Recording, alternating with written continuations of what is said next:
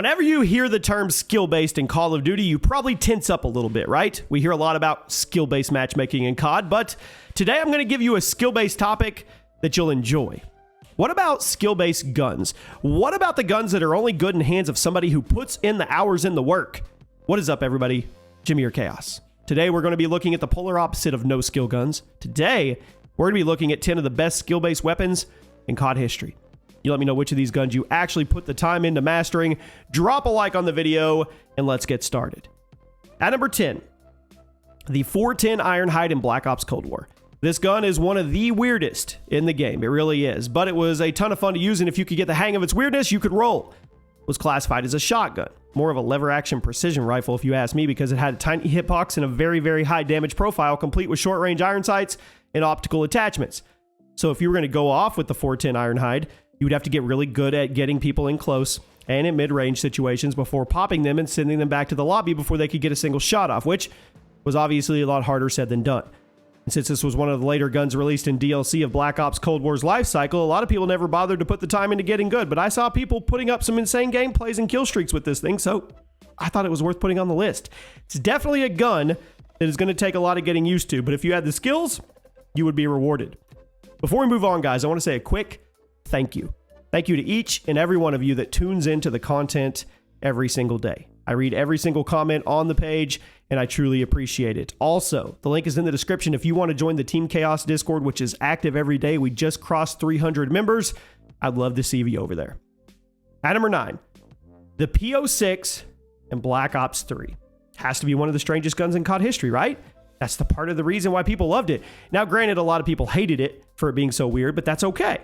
3-round burst sniper rifle had to be briefly charged before firing, so when you pulled the trigger, there was roughly a 1-second delay before the shots actually came out of the barrel. This meant you had to be really good at anticipating and predicting where your enemy was going to be because you weren't pulling the trigger on their exact location. You were pulling the trigger on where they were going to be in about a second.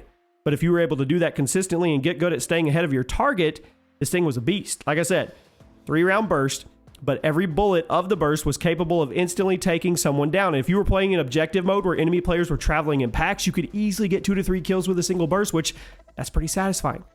Absolutely not an easy gun to use. Probably one of the most difficult snipers in COD history to play well with, but it absolutely rewarded you for your efforts. At number 8, the G-Rail in Infinite Warfare. When this gun was added to IW, a lot of people said it was overpowered because of the one-shot kill potential, but honestly, I think it's a lot harder to use than people realized. The G-Rail is, of course, a railgun that can be fired rapidly in semi-auto mode for a 2 to 4 shot kill, or you could charge it up for an instantly killing laser blast type deal. The reason I'm putting on the list is because in order to take full advantage of the one-shot kill blast, you would have to be charging this thing for a couple seconds, which meant you'd be completely defenseless during that charge, and if an enemy player saw you, you were done. It also meant that if you missed your charge-up shot, you would also be done. So even though it was a gun with one-shot kill potential, it's actually really difficult to get consistent one-shot kills. You had to be very precise with your aim. You had to be very super aware of your surroundings. You had to be great with movement technique in order to avoid enemy fire while you prep the shot. Super strong, really hard to use. At number 7, the Tarkov 7.62 in Black Ops 6. Now, opinions on this marksman rifle are split right down the middle. On one hand, a lot of people hate how slowly it shoots and how clunky the handling feels at first. But on the other hand, people dominating entire lobbies with it because of the ridiculous headshot power. It's a semi-automatic, pretty low fire rate cap, which means if you're landing body shots, then the time to kill is going to feel slow. But the main appeal of the gun comes from the fact that a single shot to the head is almost always an insta-kill. So if you get good at going from target to target, aiming high, snapping on, it's a devastating rifle. One good player with this gun in their hand could totally shift the tide of a match. But then again, it's insanely hard to use effectively due to the slow fire rate and extremely small room for error. If you miss any of your shots, the time to kill just goes in the trash can. So yeah, it's a high skill gun. At number 6, the KSG in Black Ops 2. It's the best shotgun in Black Ops history. I stand by that. It's also probably one of the hardest shotguns in COD history to play well with because of that small hitbox of the slug. You had very little room for error with this gun. But if you stayed on target, you could get one-shot kills from ridiculous distances. And since you had over a dozen shots loaded into the gun at any time, you could spam. Going up against a KSG player who knew what they were doing was terrifying. But if you were the one dropping everyone with one slug, you would be the lobby MVP every single time. extremely gratifying gun, but you had to put in the work to get good. At number 5, the Ballista in Black Ops 2. It's one of the most iconic COD snipers for a very good reason. After the infamous DSR nerf, this gun was widely seen as the best in its class. Super smooth handling, relatively fast fire rate, but in order to use it effectively, you would always have to be aiming high because the one-shot kill range, it was upper chest and head only. Everywhere else on the target would give you that annoying hit marker, and the target would likely hit the dirt and kill you before you could get your follow-up shot. But if you were willing to put the time in, stay consistent, the Ballista was amazing. Not only did it have some of the best animations and sound effects in the entire game, but it also had some of the best potential for clips and awesome gameplay because those handling speeds. If you wanted to sit back with a sniper rifle and not play very aggressively, the DSR was your best bet. But if you wanted to dominate the lobby and show how awesome you were at COD and quick scoping, the Ballista. At number 4, the 50 GS in Modern Warfare, the reboot. It's not often we see a high skill pistol in Call of Duty, but I'm going to give this one the title. The new version of the Desert Eagle featured a lower fire rate cap than the classic version, but a huge damage buff, to the point you could actually get an insta-kill to the head if you were within a certain range. The one-shot kill potential and the low fire rate cap meant it was as close to a precision weapon as you were going to get with a Call of Duty handgun, because if you didn't drop the enemy with this gun, it was more than likely they were going to clean you up. Either you hit them with the insta-kill headshot, or you get dropped by them and hit them twice in the body before they can react and shred you to pieces with their M4 or their MP5. Because of the precision required, it was a frustrating gun to use, especially if you weren't willing to put in the hours grinding good attachments, getting good with your aim, understanding your effective damage range. Then again, I saw clips of people running this thing as their primary gun and doing extremely well. Obviously, it wasn't easy. That's why it's on today's list, but super respectable way to play. At number 3, the MK2 Carbine in Modern Warfare, the reboot. I kind of wish this gun remained as popular as it did when the game came out, because when Modern Warfare first dropped, this gun was everywhere. Everybody was doing their best to get really good with this slick lever action cowboy rifle, but once DLC guns started dropping, people abandoned the MK2. It was just too hard to use. But it was fun to watch.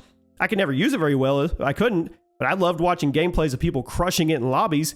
Lever action rifle, pretty small hitbox, very fast handling. It was the only way to play. You had to act like the main character in an old Western game, snapping from target to target, popping him in the chest one right after another. The range and bullet velocity wasn't very good, but that was an intentional design decision by Infinity Ward to make sure it couldn't outperform the sniper rifles beyond mid-range. So you had to stick to close and mid with the encounters. But if you did and you played aggressively, it was rewarding. People that put in the hours know. At number 2, I love this gun. The Outlaw in Black Ops 4, perhaps the hardest bolt-action sniper in COD history to use. It also had one of the highest fire rates in the entire franchise, had some pretty impressive ammo capacity to boot.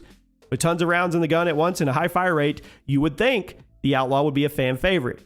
But it was actually pretty controversial due to how many people absolutely hated it while others absolutely swore by it. The catch with the Outlaw was the simple fact that it was only a one-shot kill to the head. So it was hard to see the full potential of this gun. If you weren't getting headshots, you would need 2 to 3 shots to drop, which is frustrating.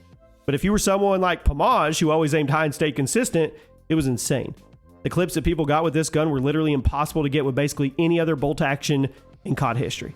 The fire rate was so fast. The reload animation was so slick that you just wanted to get good with it and try it. I mean, Black Ops 4 had a lot of cheesy guns. The Titan, the ICR, the strobe light shotgun, but the Outlaw was absolutely a respectable gun with how hard it was to use. And at number 1 today, the Crossbow and everything. It's a difficult weapon to master, but it's one that always rewards the player heavily if they put in the hours. The Crossbow debuted in the original Black Ops, and it's returned many times throughout the franchise with a lot of different adjustments made to accommodate the various mechanics of the games. Black Ops 2's Crossbow seemed to be a fan favorite, but then there were plenty of people who liked the Modern Warfare reboot version as well as the COD World War II version. By default, the Crossbow is usually a one-hit kill with a strange arc to the arrow. Very slow travel time, requires you to lead your shots, predict enemy movements. But what makes it all worth it is that special arrow tip, like the explosive tip that turns your target into a walking Simtex grenade, or incendiary tips that sets them ablaze and turns them into a hazard for their teammates. The Crossbow was hard to get hang of. Certainly a high skill weapon, but it was fun to land a kill, and it has to be one of the most satisfying weapons in FPS history. I absolutely think it belongs there. Let me know, what was the best Crossbow in COD history? Hope you guys have a great day. I'll see you soon.